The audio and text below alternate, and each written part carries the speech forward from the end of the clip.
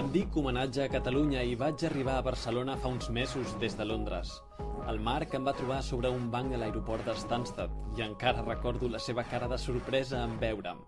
Crec que em va trobar per casualitat, perquè no m'anava pas a caçar expressament, però després de dubtar una mica em va agafar i em va portar cap a casa seva, fins a Barcelona. Cada nit m'ha dedicat una estona a llegir-me, però ahir em va acabar. Suposo que en breu m'alliberarà de nou. Ara estic sol en una ciutat nova. Hem sortit a casa i no sé on em porta, però això no és cap problema, perquè sé que en menys d'un mes ja hauré recorregut més de la meitat de la ciutat.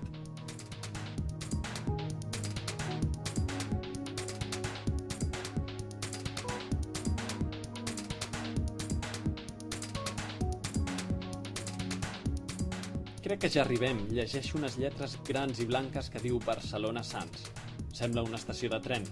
Un bon lloc, a veure qui em troba.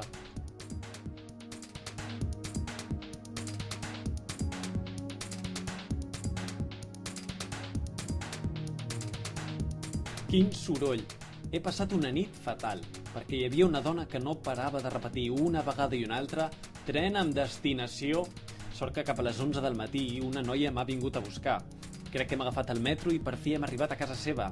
Déu-n'hi-do quin èxit que estic tenint aquí a Barcelona. A Londres jo no viatjava pas tant. Serà pel meu títol? Quina sort! M'ha deixat en un banc ben original. Des d'aquí veig perfectament la Pedrera. Però mira, només uns minuts després ja n'arriba un altre que m'agafa. M'obre i mira la meva targeta amb el meu BCID, una mena de DNI que només tenim als llibres de Book Crossing. Em posa la motxilla i apa, anem cap a casa seva. Molt simpàtic sembla aquest noi. Llàstima que m'hagi posat al costat de l'entrepà de xoriço.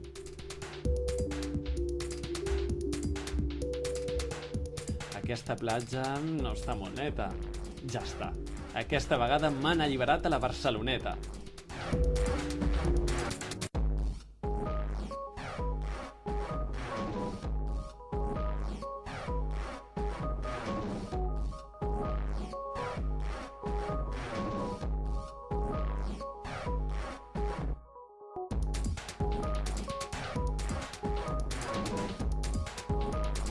On sóc ara?